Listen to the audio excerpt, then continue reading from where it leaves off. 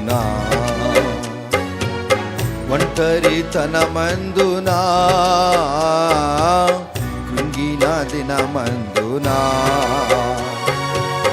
ఒంటరితనమందునా కృపతో నన్ను బ్రతికించనే కల్వరిలో నన్ను ఆదరించనే కృపతో నన్ను బ్రతికించనే కల్వరిలో నన్ను ఆదరించనే కల్వరిలో నన్ను ఆదరించనే ఎంత రమణీయములు దేవా ఎంతో ఆనిముత్యములు ప్రభువా ఎంత రమణీయములు దేవా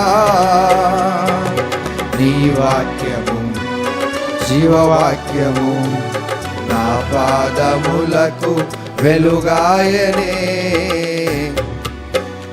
ఎంత రమణీయములు దేవా ఎంతో ఆనిముత్యములు ప్రభువా ఎంత రమణీయములు దేవా.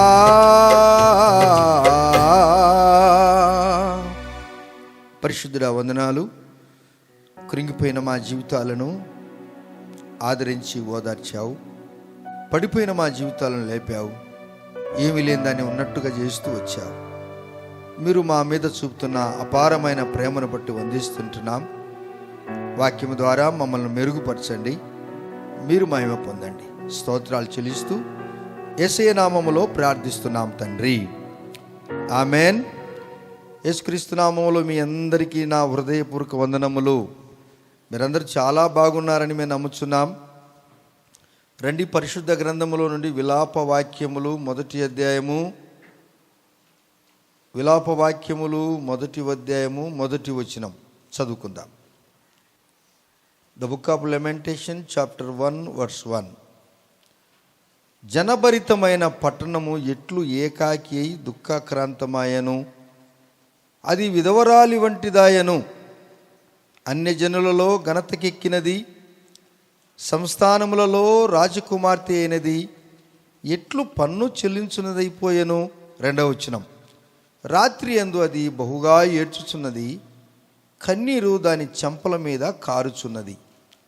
దాని విటకాండ్రందరిలో దానిని ఓదార్చువాడు ఒకడు కూడా లేడు. దాని చెలికాండ్రందరూ దాన్ని మోసపుచ్చారు, వారు దానికి శత్రువులయ్యారు. పిల్లారా, ఈ విలాప వాక్యము మనము చదువుతూ ఉంటే బాగున్నోళ్ళు కూడా ఏడుస్తారు, బాగున్నోళ్ళు కూడా ఏడుస్తారు. కానీ ఏడవటానికి కాదు, ఇది మనలో ఆనందింపజేయటానికి ప్రభువారు మనకు ఈ వాక్యము ఎవరి ద్వారా రాయించాడనగా, ఏడ్చే ప్రవక్త ఇర్మియా, విలపించు ప్రవక్త ఇర్మియా క్రీస్తుకు పూర్వము 6వ శతాబ్దములో ఆయన భారంగా రాశాడు, ఏడ్చి ఏడ్చి రాశాడు. ఎందుకు ఏడ్చాడనగా, యెరూషలేము పతన వ్యవస్థలో దుఃఖించుట చూశాడు.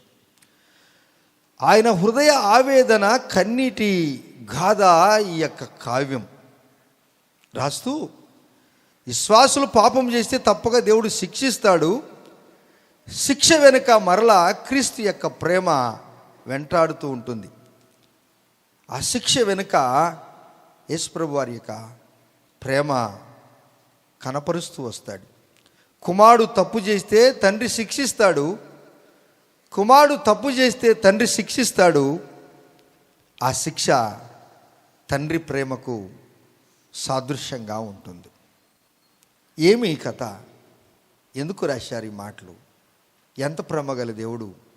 యెరూషలేము పట్టణం పాడైపోయిందట, యెరూషలేము పతనా వ్యవస్థలో ఉందట.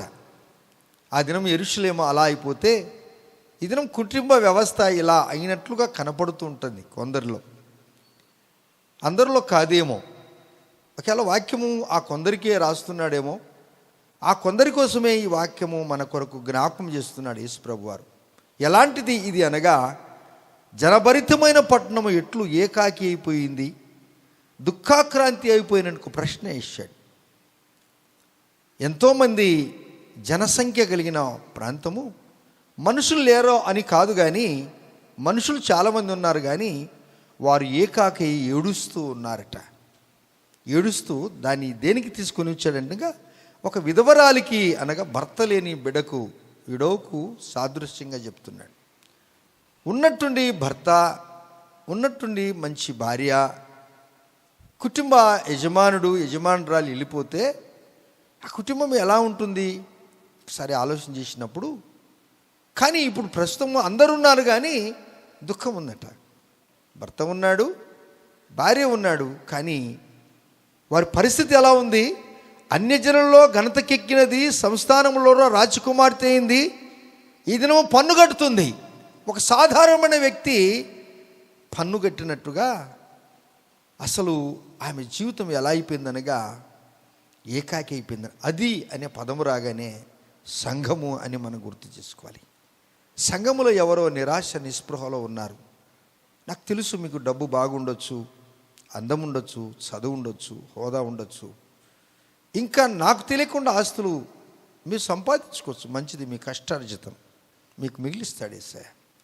కానీ ఎక్కడైనా నీకు ఒక మూలలో ఇటువంటి చెప్పబడిన మాటలు, సంస్థానంలో నువ్వు రాజకుమార్తెగా ఉంటివి, నీ జీవితం అంతా ఉన్నతమైన స్థితిలో ఉండేను, కానీ ఇప్పుడు ఎలా అయిపోయావు అనగా, రాత్రి అందు అది బాగుగా ఏడుస్తూ ఉంది, దాని కన్నీరు చెంపల మీద కారుస్తుంది. నిరాశ నిస్పృహలో ఉన్నారు ఎవరో, దుఃఖములో ఉన్నవారెవరో. ఆ కన్నీరు యేసయ్య చూశాడు. నీవు రాత్రి గడిచిన కన్నీరు, గత వారమంతా గడిచిన కన్నీరు, నీ చెంపల మీద కాల్చిన కన్నీరు, అనాది కాలములోనే దేవుడు ఈ మాటలు రాశాడు. నాకు తెలియదు ఆ మాటలు, నాకు ప్రేరేపణ కలిగజేశాడు ప్రభు.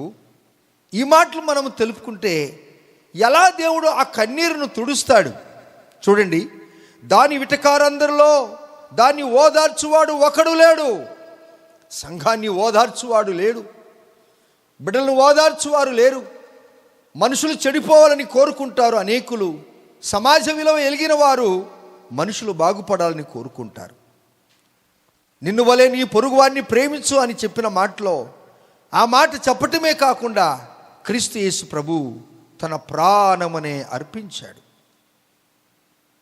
అందుకే వీరంతటే దాని విటకాండ్రందరూ ఒక్కరు కూడా ఓదార్చలేరు, దాని చెలికాండ్రందరూ కూడా ఆమెను మోసం చేశారు. అనుకుందాం, మనకెవరో మంచివారు, సన్నిహితులు, దగ్గరివారు, సంబంధులు వీరు మమ్మల్ని మోసం చేయరులే అంటే నువ్వు మోసపోయావు కదా. ఆ మాట రాశాడు ప్రభువారు. ఎవరిని నమ్మదానికి ఉందండి?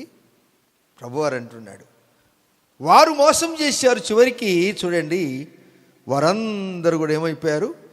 శత్రులైపోయారు. ఎలా? అందుకే నేను పరిచయంలోనే మీకు ఒక మాట చెప్పాను. యెరూషలేము పతనా వ్యవస్థలో దుఃఖించుట, హృదయ ఆవేదన, కన్నీటి దార కావ్యము ఈ విలాప వాక్యము, విలపించే వాక్యము, ఏడ్చే వాక్యము. అయితే ఇటువంటి స్థితిలో మీరు ఎవరైనా ఉన్నారా? దూరంగా అయిపోయారా? గువ్వలాగా ఏడుస్తున్నారా? ఏకాకి అయి ఉన్నారా? దారం తెగిపోయిన గాలిపటం ఎక్కడ పడుతుందో తెలియని పరిస్థితిలో ఉన్నారా? ప్రభువారు మనల్ని ఏదో ఒక స్థితిలో, ఆయన ప్రేమ, ఆయన మక్కువ, ఆయన ఉదారమైన మనస్సు మన మీద అధికంగా ఉంచాడు. చివరిగా ఈ మాటలు చదువుతుంటే కాస్త కొంచెం పక్క పేజీలకు రండి. ఆ పక్క పేజీలో వచ్చి 18 అనగా 3వ అధ్యాయం 18వ వచనంలో అంటాడు. 18వ వచనంలో, మేలు ఎట్టిదో నేను మరిచి ఉన్నాను, మేలు ఎట్టిదో నేను మరిచి ఉన్నాను, నాకు బలము ఉడిగెను అనుకొంటిని, యెహోవా యందు నాకు ఇక ఆశలు లేవనుకుంటున్నా. అబ్బా, అసలు ఈ మాటలు మీరు చదువుతూ ఉంటే కన్నీరు మున్నీరైపోయి కన్నీరు వాగులుగా పారే అవకాశాలు కూడా ఉన్నాయండి. ఇటువంటి పరిస్థితుల్లో దేవుడు ఏదో ఒక మూలన అంధకారములో దేవుడు ఎక్కడో ఒక చిన్న వెలుగు నీ కొరకు ఉంచినట్టుగా ఈ విలాప వాక్యాలలోనే అద్భుతమైన మాటలు రాశాడు యేసయ్య. ఆమేన్. ఏం మాటలు రాశాడైనా? అద్భుతమైన మాటలు. ఈ మాటలు చదువుతున్నప్పుడు, అందుకని విలాప వాక్యాలు ఎవరు చదవరు. పొద్దున్నే లేచి, ఉదయాన్నే లేచి బైబిల్, కీర్తనల గ్రంథము, సామెతల గ్రంథం ఎక్కువ చదువుతుంటారు మన ప్రియులు. ఏమంటారండి? అవునా? దేవుని స్తుతించండి, దేవుడు మేలు చేశాడు, దేవుడు మించాడు. పొద్దున్న విలాప వాక్యాలు చదవండి. మీకు ఎట్లా ఉంటుందంటే, నీ భర్త చచ్చిపోవును గాక, నీ పిల్లలు పోవుదురు గాక అంటే పొరపాటున తీశానే ఈ అధ్యాయం. నేను పొరపాటున మాత్రం నేను తీయలేదు. నా టర్నింగ్ నేను ప్రతిరోజు లేచినప్పుడు బైబిల్ ప్రతి దినం చదువుకోకపోతే నేను ఎవరితో మాట్లాడను. తప్పకుండా ప్రార్థన చేసుకొని టీ తాగి బైబిల్ చదువుకున్న తర్వాత నా కార్యక్రమాలు. ఈ వంతు వచ్చినప్పుడు నేను మరలా తప్పకుండా యథావిధిగా ఉదయాన్నే చదువుకుంటాను. ఎందుకనగా రండి, ఇప్పుడు మీరు 23వ వచనము, అనుదినము నూతనముగా ఆయనకు వాత్సల్యత పుట్టుచున్నది. దేవుడు ఎవరైతే అనుదినము తన బిడ్డలు అనుదినము ఉదయాన్నే లేచి చదువుకున్న వారు బైబిల్ చదువుకోవాలి. Praise the Lord. చదువుకున్న వాళ్ళందరూ ప్రైజ్ ది లార్డ్ చెప్పండి. చదువుకున్న వాళ్ళందరూ చెప్పండి. నీవు ప్రతిదినము బైబిల్ చదువుతూ ఉన్నప్పుడు దేవుడు నీ జీవితంలో అద్భుతమైన కార్యాలు జరిగించాడు. They are new every morning. Great is your faithfulness. ఉదయకాలాన్నే మనకు దేవుడు ఏమిస్తున్నాడు తెలుసా? అనుదినము నూతనముగా ఆయనకు వాత్సల్యత పుడుతూ ఉంటుందట. ఇటువంటి పరిస్థితులు ఒక ప్రక్కన ఉంటే, దేవుడు నిన్ను అనుదినము అర్లీ ఇన్ ద మార్నింగ్ దేవుడు నిన్ను ఓదార్చుటకు నీకు గుడ్ మార్నింగ్ చెప్పడానికి వస్తాంటే యేసయ్య. Praise the Lord. మీరు చాలామంది మీకు ఎవరైనా ఫోన్ చేస్తే గుడ్ మార్నింగ్ చెప్తారు, ప్రైజ్ ది లార్డ్ చెప్తారు, నమస్కారం చెప్తారు. కానీ ఇంటి వాళ్ళకి ఎవరు చెప్పరు. వింటున్నారు నా మాటలు? మీ అమ్మ నాన్నలకు చెప్పారా? పోనీ మీ అత్తమామలకు చెప్పారా? పోనీ నేను ఎవరికి చిన్నవారికైనా చెప్తాను, నాయన ప్రైజ్ ది లార్డ్, అమ్మ ప్రైజ్ ది లార్డ్, ఇప్పుడైనా మీరు సిగ్గు తెచ్చుకోండి అని. వింటున్నారా? మీరు కూడా మీ ఇంటిలో మీ నాన్న దగ్గరికి వెళ్తే ప్రైజ్ ది లార్డ్ చెప్పు. నువ్వు పొద్దున్న లేచి ఆయన ముఖం చూస్తే daddy praise the Lord, mummy praise the Lord అంటే రాత్రంతా బ్రతికించిన దేవుడు పొద్దున్న సజీవంగా ఉంటేనే కదా ప్రైజ్ ది లార్డ్ చెప్పేది. ఒకవేళ చెప్పకపోతే బతికే ఉన్నాడు కానీ చచ్చిపోయినట్టే అర్థం.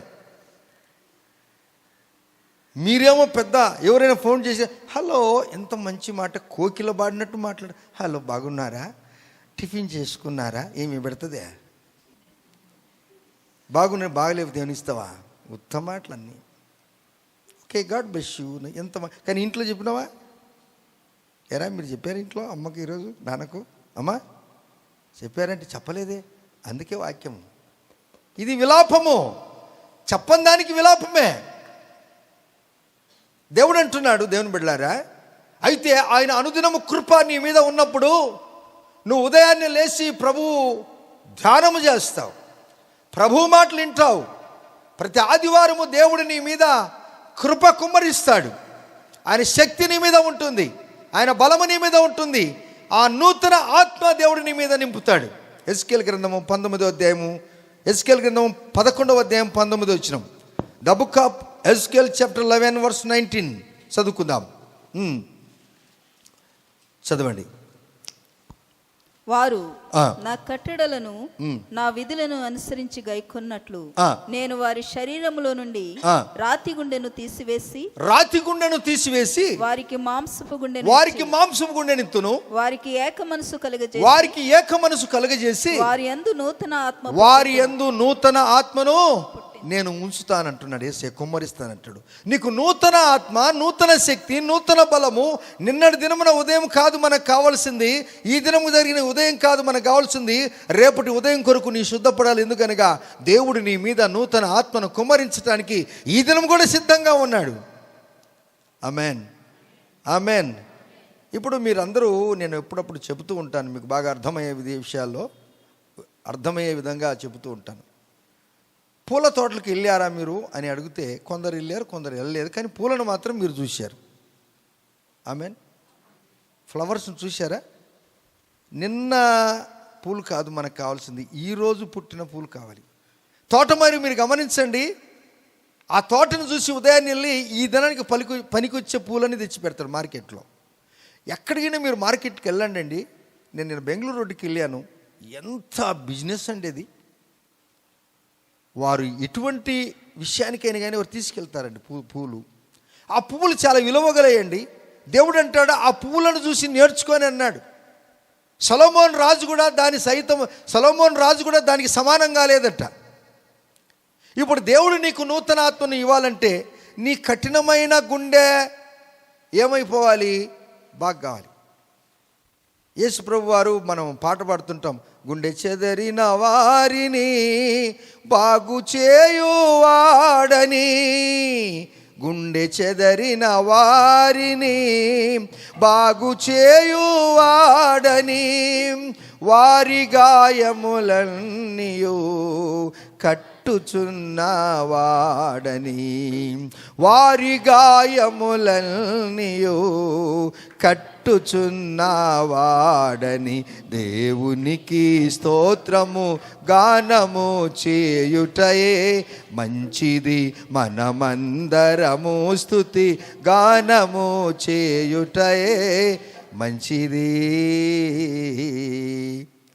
డాక్టర్ గారు అనగా వైద్యులు ఎందుకు గుండె ఆపరేషన్ చేస్తారు చెప్పండి? తెలిసిన వాళ్ళు చెప్పండి. అండి, ఎందుకు గుండె ఆపరేషన్ ఎందుకు చేస్తారు అమ్మా? సరిగ్గా అంటే వాల్స్ బంద్ అయిపోయి ఉంటాయి. డాక్టర్ ఏమంటారంటే ప్రేమగా చెప్తాడయ్యా, ఆ వాల్స్లలో కొవ్వు నిండుకున్నదంటే ఫ్యాట్ అయిపోయింది. అది ఆ వాల్స్లు సరాలుగా చేస్తే నీకు బ్రీతింగ్ ఉత్సాహాన్ని శ్వాసాలు బాగవుతాయి. అందువలన ఆ వాల్స్లు బ్లాక్ అయిపోయాయి, వాటిని ఫ్రీ చేయాలి.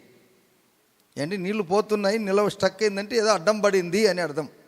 అందువలన దేవుడు ఆ కృప ఎవరికైనా మా గుండె బాగలేదనుకుంటే యేసుక్రీస్తు నామంలో మీ గుండె బాగు చేయడానికి పరమ వైద్యుడు ప్రభు అయిన యేసుక్రీస్తు వారు ఉన్నారు.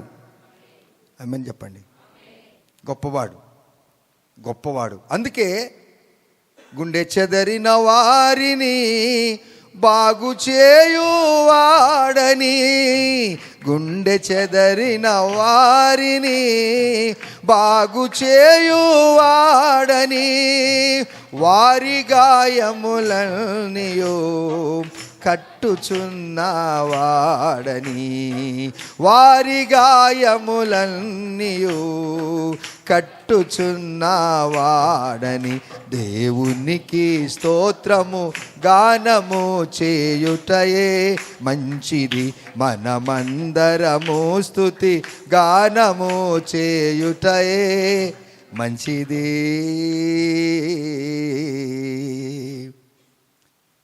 నీ గుండె కాదు, ఇంకోటి ఏదైనా చెడిపోతే దేవుడు వైద్యులకు ఆజ్ఞ ఇస్తాడు, జ్ఞానం ఇస్తాడు. దేవుడు వైద్యులకు జ్ఞానం ఇస్తాడు. తగిన మిషనరీస్ అక్కడ ఉంటాయి. దేవుడు బాగు చేయటానికి వచ్చాడు, చెడిపోవటానికి నేను పిలవలేదు. ఇప్పుడు ఇది కన్నీరు ఏడుస్తుంది, గువ్వలాగుంది, పరిస్థితి తారుమారైపోయింది.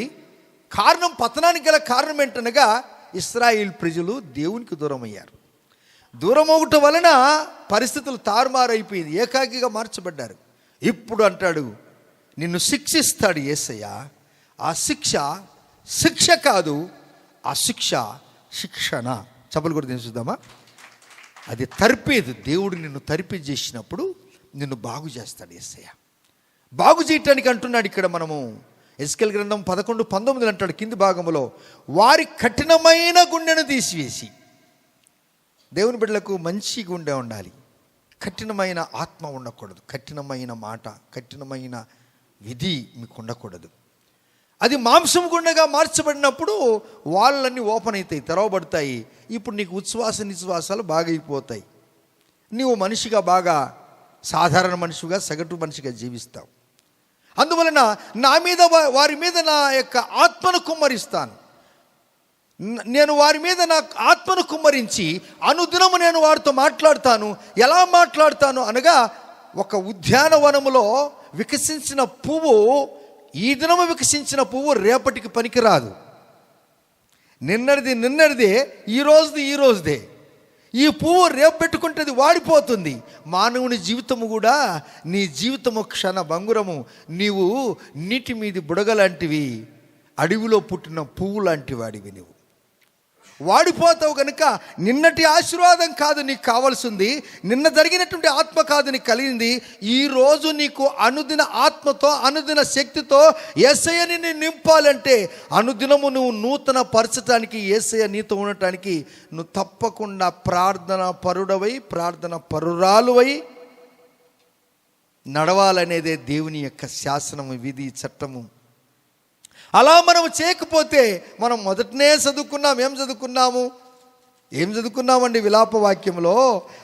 అది జనభరితమైన పట్టణం ఎట్లు ఏకాకి అయి దుఃఖక్రాంతి ఆయను, అది విధవరాలి వంటి వారిదాయను. దేవుని బిడ్డలారా, చాలా మంది భర్తలు లేని బిడ్డలు ఉన్నారు. వారిని నేను దుఃఖించట్లేదు. అమ్మా, మీ ఆత్మీయ భర్త మీతో ఉన్నాడు, భయపడవద్దు. మీ భర్త గారు ఏదైతే చేయలేక ఓడిపోయారో, నీ ఆత్మీయ భర్త ప్రభు యేసుక్రీస్తు వారు అద్భుతంగా నిన్ను, నీ కుటుంబాన్ని కడతాడు. ఆమేన్. భార్యలు కోల్పోయిన భర్తలు కూడా ఉండొచ్చు, అట్టి వారిని కూడా ఓదార్స్తాడు యేసయ్య. అది వాస్తవం. ఇప్పుడు అంటాడు నీకు, చూడండి, ఇతని జీవితంలో మనం చూసినప్పుడు నీవు ఎంతైనా నమ్మదగిన వాడివి. విలాపవాక్యంలో 3వ అధ్యాయము 23వ వచనము 2వ భాగంలో, నువ్వు ఎంతైనా నమ్మదగిన వాడివి. ఎందుకు నమ్మదగిన వాడు అంటే, దేవుడు ఎప్పుడు అనుదినము దేవునితో నువ్వు జీవిస్తూ ఉన్నప్పుడు దేవుడు నిన్ను గొప్పగా వాడుతాడు. ఇప్పుడు దానియేలును మనం గమనించినప్పుడు, దానియేలు ఆయన ప్రధానమంత్రిగా పరిగణింపబడ్డాడు. 120 మంది సంస్థానాధిపతులు ఉన్నారు. ఆ ముగ్గురికి, ఆ యొక్క 120 మందికి కాక ఇంకా ముగ్గురు ఉన్నారు. ఆ ముగ్గురులో కూడా ఈయన చాలా గొప్పవాడు. ఈయన అనుదినము, ఎవ్రీడే, ప్రతిదినము దేవునికి ప్రార్థన చేసేవాడు. ఎవరు? దానియేలు. అది నేను చెప్పటం లేదు. దానియేలు గ్రంథము 6వ అధ్యాయం 20వ వచనం దగ్గరికి రండి. 20 దానియేలు గ్రంథము 20వ అధ్యాయము 20వ వచనం చదువుకుందామా? చదువుకుందాం. అతడు గుహ దగ్గరికి రాగానే దుఃఖస్వరముతో దానియేలును పిలిచి, జీవము గల దేవుని సేవకుడు అయిన దానియేలు, నిత్యము నీవు సేవించుచున్న నీ దేవుడు నిన్ను రక్షింపగలిగినా అని అడిగాడు. చూడండి, ఈ రాజైనటువంటి దర్వావేషు కాలములో బబులోను పట్టణంలో ఉన్నటువంటి గొప్ప వ్యక్తి దానియేలు. ఎన్ని సమస్యలు ఇతనికి వచ్చాయి, ఎన్ని సమస్యలు వచ్చినా సమస్యలను కేర్ చేయలేదు, లెక్క చేయలేదు వాటిని. నిన్ను సింహబోన్లో వేస్తారంటే ఇది నా పని కాదు, నన్ను సృష్టించిన దేవుని పని ఇది. నన్ను సింహబోన్లో నుంచి రక్షించే పని నాది కాదు. కానీ నాకు ఒక ధీమం ఉంది, నేను అనుదినము సేవిస్తున్న నా దేవుడు సింహబోన్ల నుండి నన్ను రక్షించగలడు. సింహబోన్లో వేసేది రాజుకి ఇష్టం లేదు, కానీ సంస్థానంలో ఉన్నటువంటి 120 మందికి ఇష్టం ఉంది. ఈయనలో తప్పు పట్టాలంటే ఈ రోజు దేవుని ప్రార్థన చేస్తున్నాడు, ఇది తప్పు, రాజునే ప్రార్థన చేయాలి. మొత్తానికి శాసనం రాయించుకున్నారు, సింహబోన్లో వేయాలని వేస్తే రాత్రంతా సింహబోన్లో, సింహాలు చాలా ఉన్నాయి, అక్కడికి వెళ్తే సింహబోన్లో ఆ గుహ అంతా కూడా ఈయనకు ఒక మందిరముగా మార్చబడింది. హల్లెలూయా. ఒక దేవుని సన్నిధానంగా మార్చబడింది. ఈ సింహాలన్నీ కూడా ఆయనకు తోడైపోయాయి. ఈయన ఏమి చేయలేదు. ఆకలిగా ఉన్నటువంటి సింహాలు దానియేలు ఏం చేయలేకపోయాయి. దానియేలు సింహబోన్లో వేస్తే రాజుకు నిద్ర లేదు, రాత్రితో ఉపవాసం ఉన్నాడు. ఆయన ఎంటర్టైన్మెంట్ ప్రోగ్రామ్ అంతా కూడా మానుకున్నాడు. అయ్యో, ఒక మంచివాడు, అతన్ని ఇలా వీరు కూడా నన్ను మోసం చేశారు, సంతకం పెట్టించుకొని తెల్లవారుజామున వచ్చాడు. అంటున్నాడు, దానియేలు, నీవు అనుదినము సేవిస్తున్న నీ దేవుడు నిన్ను సింహబోన్లో నుండి నిన్ను రక్షించగలిగనా? నువ్వు అనుదినము దేవుని యొక్క కృప నీకు రావాలంటే ఉద్యానవనాన్ని గురించి నేను నీకు చెప్పాను. నిన్నటి పూలు నిన్నటి అయ్యి, ఈరోజు పూలు నీకు కావాలి, ఈరోజు ఆనందం నీకు కావాలి. ఈ దినమంతా ఆయన కృపలో నువ్వు వెళ్ళాలంటే ఉదయకాల ప్రార్థన నువ్వు చేయాల్సిందే. హల్లెలూయా. ఆయన కృప నీకు ఎప్పుడుగో ఉంటుంది. అలా కాకపోతే మా నాయన ప్రార్థన చేస్తాడు, మా అమ్మ ప్రార్థన చేస్తుంది, పాస్టర్ గారికి చెప్పినాం ప్రార్థన చేద్దాం, మనం వెళ్దాం పదా ఎక్కడికి, మటన్ బిర్యానీ తినడానికి, పాస్టర్ గారు ప్రార్థన చేస్తాడు, ఆయన ఉపవాసం ఉంటే మనకెందుకులే అని అనుకుంటే అంతవరకే ఉంటుంది. పాస్టర్ గారి ప్రార్థన ఎవరైనా, ఏ పాస్టర్ గారు ప్రార్థన చేసినా డౌన్ అయిన బ్యాటరీ డౌన్గా ఉంటే ఇగ్నిషన్ ఆన్ కాదు, కరెంటు లేకపోతే ఆన్ కాదు. అందువలన దాన్ని ఆ బ్యాటరీని కాస్త మనం పురుకొల్పాలంటే, దానికి కాస్త ఛార్జీ రావాలంటే ఓ 4-5 కట్టి ఆయన దాన్ని దొబ్బాలి, దాన్ని పుష్ చేయాలి, తోయాలి. అప్పుడు డ్రైవరు దాంట్లో కూర్చుంటాడు. కూర్చున్న తర్వాత అది ఏకదమ్ ఆన్ అయిపోయింది. అన్నా వందనాలన్నా దేవుని స్తోత్రాలు, నా బండి మీరు దొబ్బారు అన్నా, మీకు నమస్కారం అన్నని ఆయన డ్రర్ మళ్ళా కొంచెం కాళ్ళు ఇట్లా ఎగిరేసుకుంటే వెళ్ళిపోతాడు. ఏమండి, మళ్ళా రేపు కూడా బండి నిలబడింది, మళ్ళా అటు చూశాడు.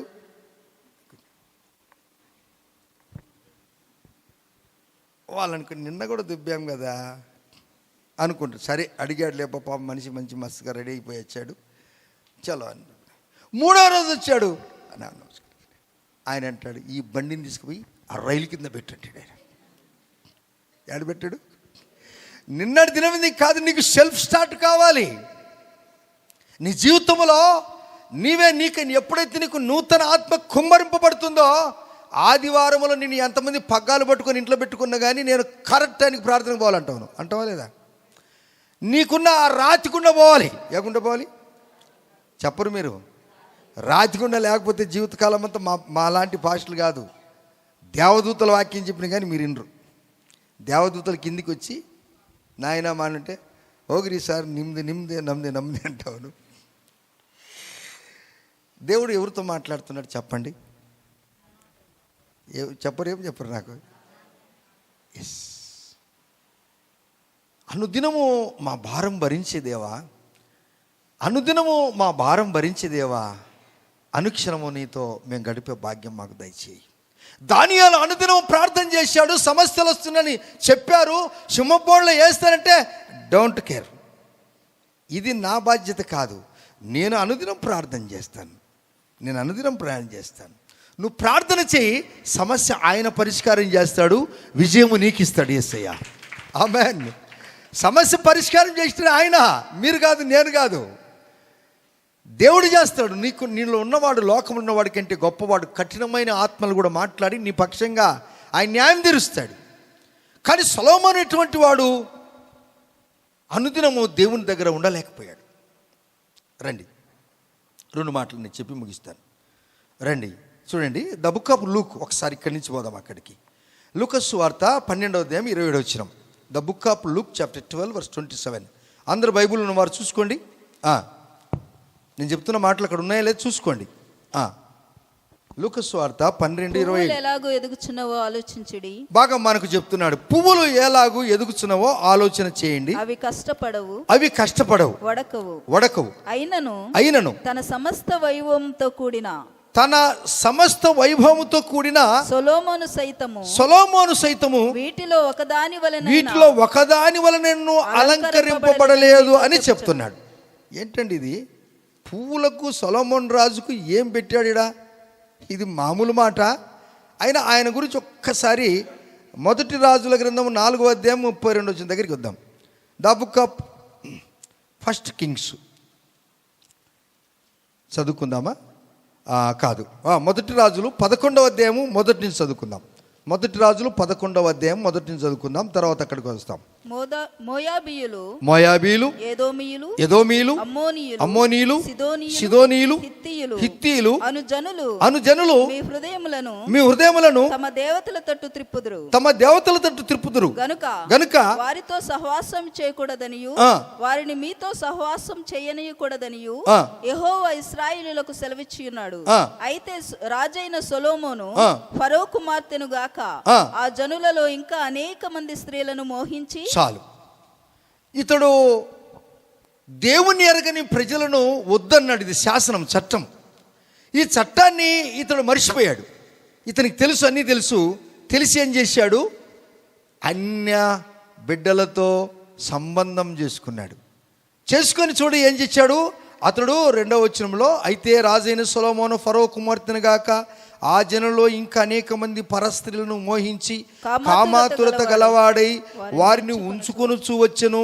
వారికి 700 మంది రాజకుమార్తెలైన భార్యలను 300 మంది ఉపపత్నులు కలిగి ఉండిరి. అతని భార్యలు అతని హృదయమును తిప్పేశారా లేదా? ఎవరు తిప్పివేశారు? ఇన్ను వాని భార్యలు. పోనీ ఈ మనిషి గురించి ఒకసారి మీరు చెప్తాను. ఈయన ఈయన ఎటువంటి వాడంటే ఇది మళ్ళీ ఇక్కడికి వద్దాం మనము. మొదటి అక్కడే రాజుల గ్రంథము 4వ అధ్యాయము ఒకసారి వద్దాం. 4వ అధ్యాయము 32, 33 చదువుకుందాం. 33, 34. అతడు 3000 సామెతలు చెప్పెను. ఈనండి. చదువుమా. అతడు 3000 సామెతలు చెప్పెను. 1005 కీర్తనలు రచించెను. మరియు లెబనోనులో ఉండు దేవదారు వృక్షములని గాని, గోడలు నుండి మొలుచు హిస్సోపు మొక్కని గాని చెట్లన్నిటిని గూర్చి అతడు రాసెను. అమ్మో, ఈయనకు బాటనీ సబ్జెక్ట్ బాగా తెలుసండి. వృక్ష శాస్త్రం గురించి తెలుసు, జంతు శాస్త్రం గురించి తెలుసు. చూడండి అక్కడ మృగములు, పక్షులు, ప్రాకు జంతువులు, జలచరములు అను వాటినన్నిటిని గూర్చి అతడు రాసెను. ఇతని జ్ఞానపు మాటలు తెలుసుకొనుటకై అతని జ్ఞానమును గూర్చి వినిన భూపతులందరిలో నుండి జనులందరి నుండి మనుషులు సొలొమోను వద్దకు వచ్చుచుండ్రి. ఇంత గలవాడు ఏం చేశాడు? వద్దన్న పని చేశాడు. మీరందరూ చాలా మంచి జ్ఞానం గలవారు, అవునా? ఆయన హిస్సోపును గోడలో మొలుస్తుందంటే హిస్సోపును గురించి కూడా సబ్జెక్టు రాశాడు. ఈయనకు రాని సబ్జెక్టే లేదు. అన్ని సబ్జెక్టులు కానీ తెలుసు, కానీ వారానికి 2 అమ్మాయిని పెళ్లి చేసుకున్నాడు ఈసారి. ఎంతమంది చేసుకున్నారా? పరమగీత పుస్తకం రాసినప్పుడు నేను అన్నీ క్యాల్కులేట్ చేస్తే ఈ 1000 మందిని వారానికి 2 అమ్మాయిని పెళ్లి చేసుకున్నాడు. కానీ అన్నీ చేసుకున్నాడు, ఒక్కరితో కూడా సంసారం చేయటానికి వాళ్ళందరూ ఏం చేశారు? ఈయన తలకాయ తిప్పేశారు. ఏం తిప్పేశారు? ఒక భార్యతో సంసారం చేయాలంటే మీకు తెలుసు బాగా. ఉన్న 4 ఎంటికలు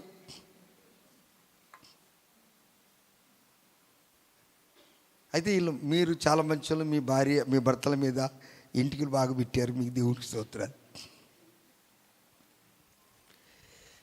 ఈయన ఇటువంటి వాడు ఆ పువ్వుకు సమానంగా అవ్వలేకపోయాడు. ఇన్ని సబ్జెక్టులు తెలిసిన వాడు ఆ పువ్వుకు, ఉద్యానవనంలో పుట్టిన పువ్వుకు సమానం కాకపోయాడు. నీ తలాంతులు, నీ వరాలు, నీ ఫలాలు ఆ డబ్బలు వేసేయి బాబు, తమ్ముడు, చెల్లి, అవి వేసేయి.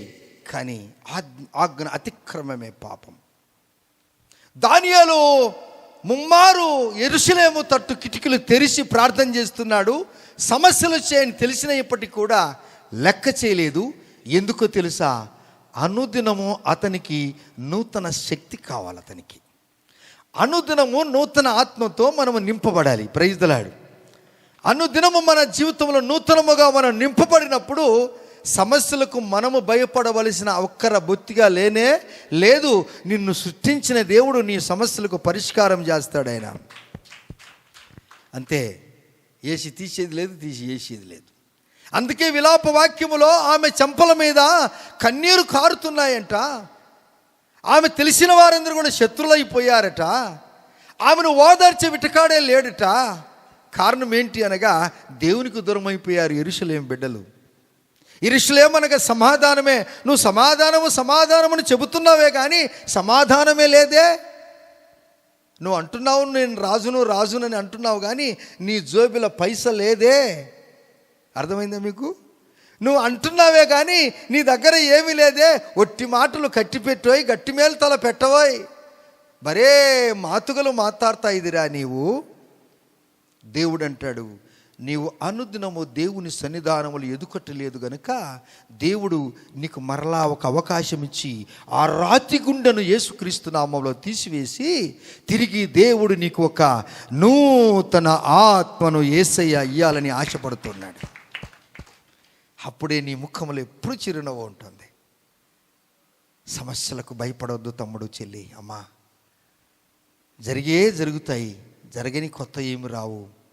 భయపడవద్దు.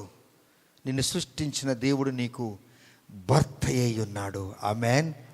నిన్ను సృష్టించిన దేవుడు నీకు ఆత్మీయ భర్త అయి ఉన్నాడు. నిన్ను చేసుకున్న భర్త ఒకవేళ ఓడిపోవచ్చు, లేక వెళ్ళిపోవచ్చు, కానీ సృష్టించినటువంటి దేవుడు నిన్ను మాత్రం ఓడిపోనివ్వడు. నీకు విజయం ఇచ్చి నీ చేత విజయ పతాకం ఎగరవేసి నీకు విజయం ఇచ్చి ఆయన సంతోషపడతాడు. ప్రజలలో నీ తల ఎత్తనిస్తాడు ఆయన. ఆమేన్.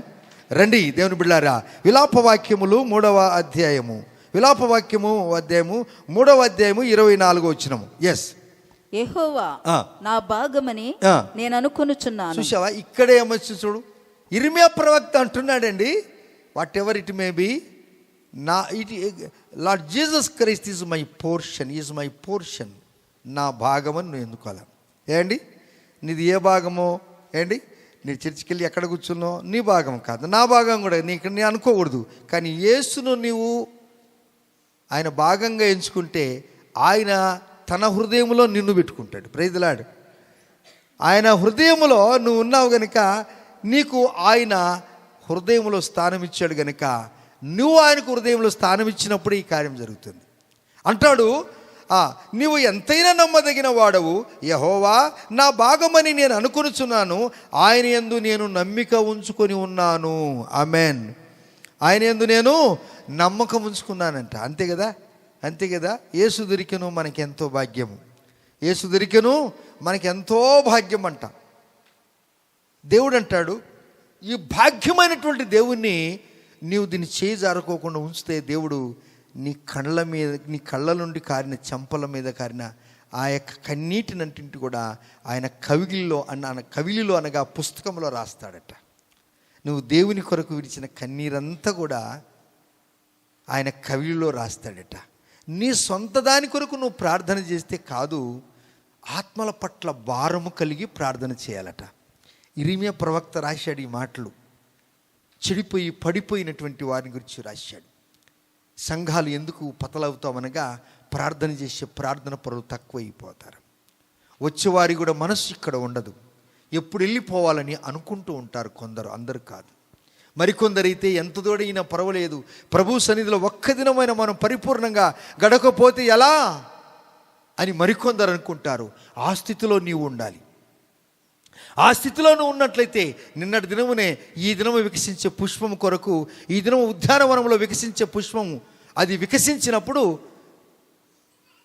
ఏం వాసన వస్తుందండి? మంచి పరిమళ వాసన వస్తుందండి.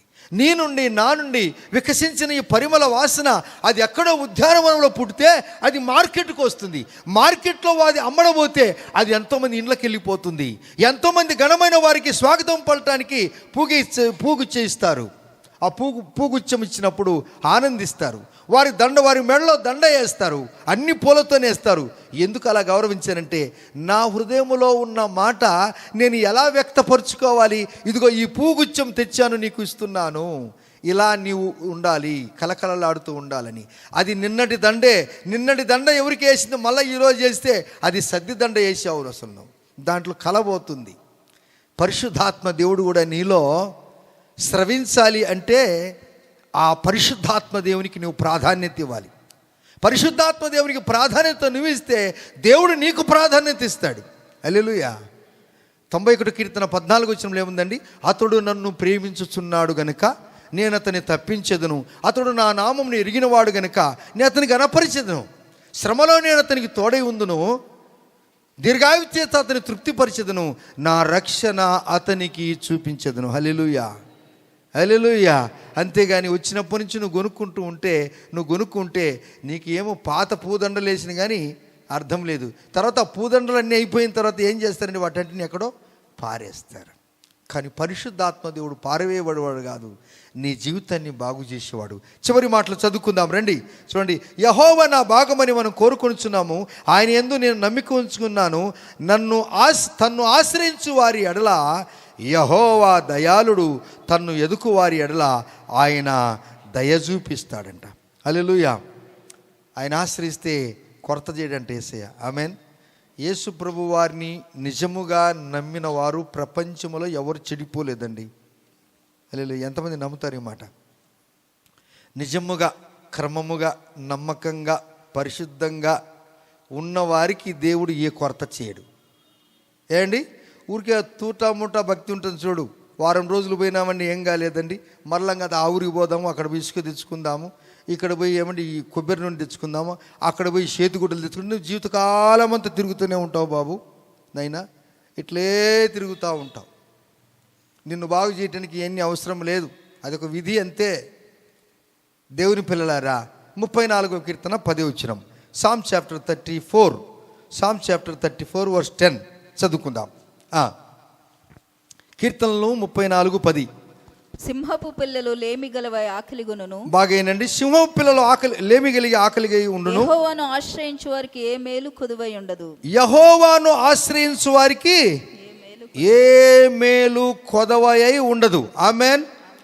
నీకు మొదటి వారములో డబ్బులు ఎట్లా నీకు సస్యశ్యామలంగా ఉంటాయో, మళ్ళీ చెప్పండి చెప్పిన వాళ్ళు ఏంటి, నీకు నమ్మకం ఉంటే చెప్తాం.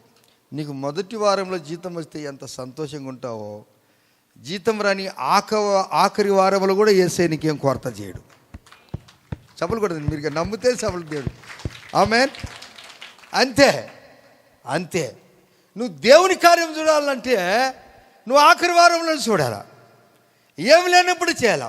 పెట్టుకొని ప్రాణం చేయి. ఏదైనా కానీ ఏదైనా ఒక విషయం ఏం లేదు కదా, ఫిక్స్ చేసుకో డేటు, మోకరించి భార్యాభర్తలకు ప్రార్థన చేసుకోండి. సింహపు పిల్లలు ఆకలి కలిగి మౌనంగా ఉండునేమో కానీ తను నమ్మిన బిడ్డలకు ఏ మేలు కొదవ ఉండదు. ఆమెన్. హల్లెలూయా. అందరూ దేవుని స్తుతిద్దాం.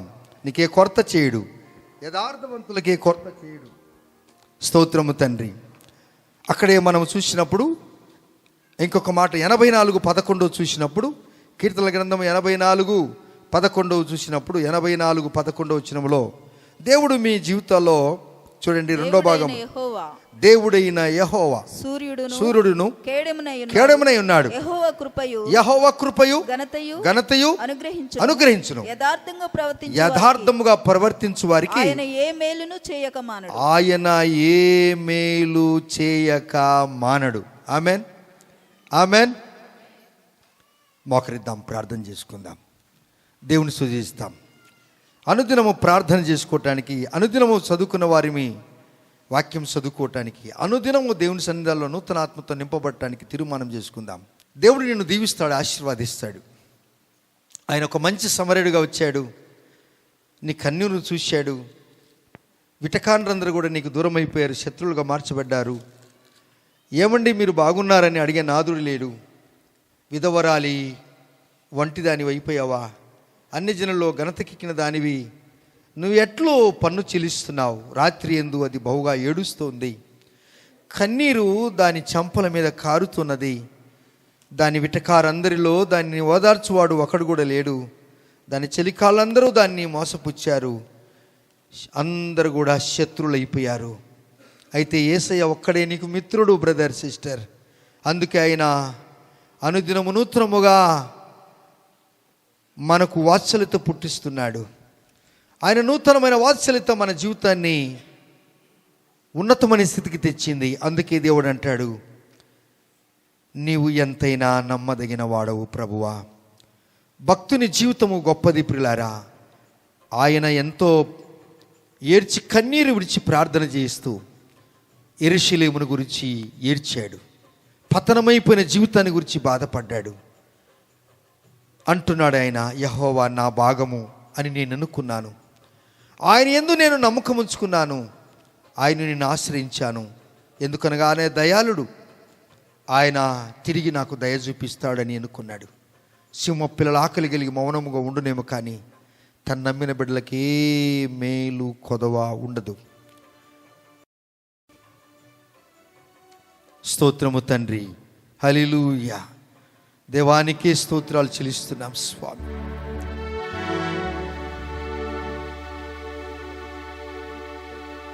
దేవా స్తోత్రములు. హల్లెలూయా.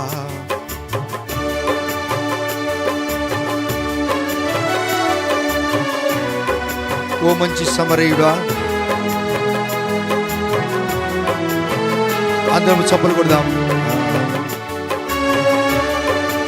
ఎస్,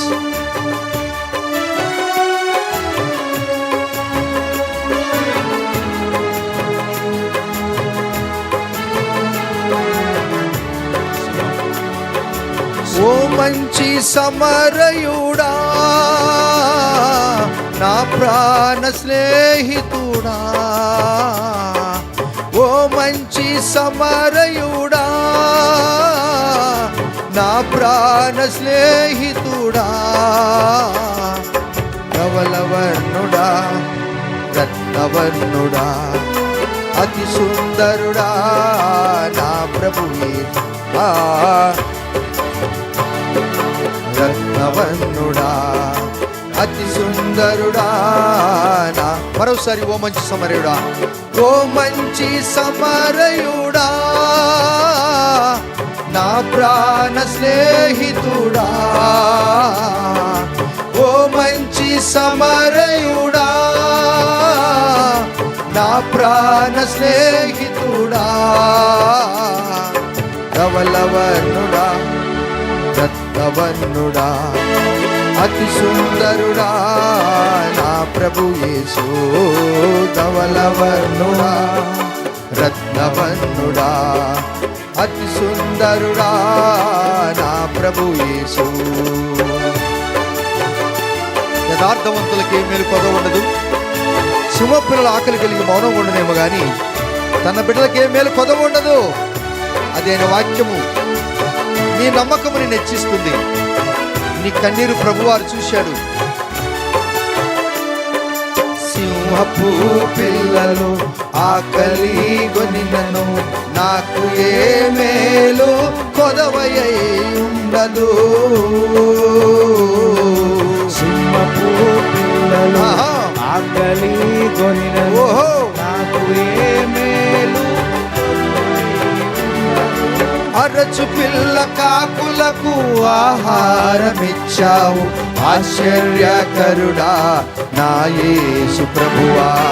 అరచు పిల్ల కాకులకు ఆహారమిచ్చావు ఆశ్చర్యకరుడా నా యేసు ప్రభువా.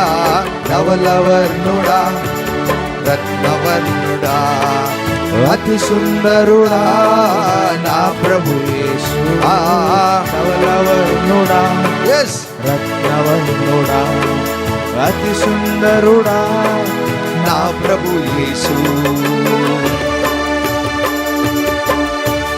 దాని చెలికాండ్రందరూ దాన్ని మోసపుచ్చారు, వారందరూ శత్రులైపోయారు.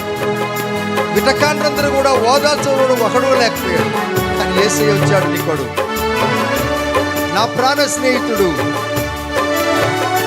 నన్ను విడిచిపోయినను ఆయన కృపాహస్తం ఏదైనా కూడా దూరం కాదు. చప్పటి కొడుతూ మలిసిపోకుండా నా ప్రాణ స్నేహితులు నన్ను విడచిపోయినను నీ కృపాహస్తము దూరము కాదన్నడు. ప్రాణ స్నేహితుడు నన్ను విడచిపోయినను నీ కృపాహస్తము కాదన్నడు. నిజమైన స్నేహితుడై విడువక ప్రేమించావు నిజ దైవమా నా యేసు ప్రభువా. నిజమైన స్నేహితుడై విడువక ప్రేమించావు నిజ దైవమా నా యేసు ప్రభువా.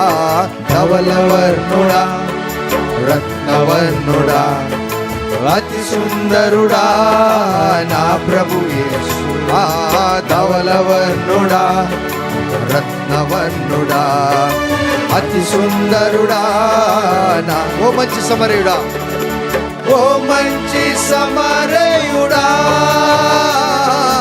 నా ప్రాణ స్నేహితుడా, ఓ మంచి సమరయుడా నా ప్రాణ స్నేహితుడా, ధవలవర్ణుడా రత్నవర్ణుడా అతి సుందరుడా నా ప్రభు యేసు, ధవలవర్ణుడా రత్నవర్ణుడా అతి సుందరుడా నా ప్రభు యేసు, ధవలవర్ణుడా. అందరము నీకు కొరతలు చేయడు యేసయ్యా. అతి సుందరుడా నా ప్రభు యేసు, ధవలవర్ణుడా. Glory Jesus. వందనాలయ్యా. అతి సుందరుడా నా ప్రభు యేసు. చేతుల పైకి ధవలవర్ణుడా రత్నవర్ణుడా అతి సుందరుడా నా ప్రభు యేసు. అందరు కలుసుకొని ధవలవర్ణుడా రత్నవర్ణుడా అతి సుందరుడా నా ప్రభు యేసు. సింహపు పిల్లలు ఆకలి గొనినను నాకు ఏ మేలు కొదవయై ఉండదు. సింహపు పిల్లలు ఆకలి గొనినను నాకు ఏ మేలు కొదవయై ఉండదు. అరచు పిల్ల కాకులకు ఆహారమిచ్చావు. ఆశ్చర్యకరుడా నా యేసు ప్రభువా. అరచు పిల్ల కాకులకు ఆహారమిచ్చావు.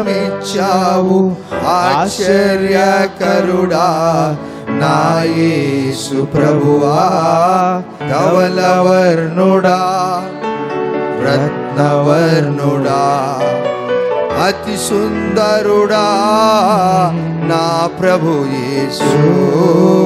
ధవలవర్ణుడా రత్నవర్ణుడా అతి సుందరుడా నా ప్రభు యేసు.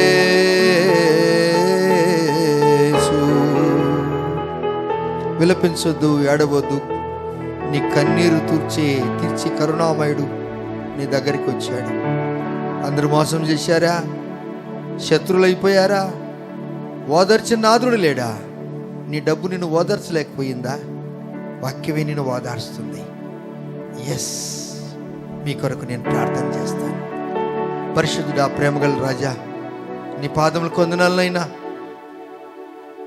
దుఃఖము, ఏడుపు, ఆవేదన, ఎవరికి చెప్పులు సమస్యలు నాలో ఉత్పన్నమైనప్పుడు మీ వైపు చూసినప్పుడు మీరు మమ్మల్ని ఆదరించారు.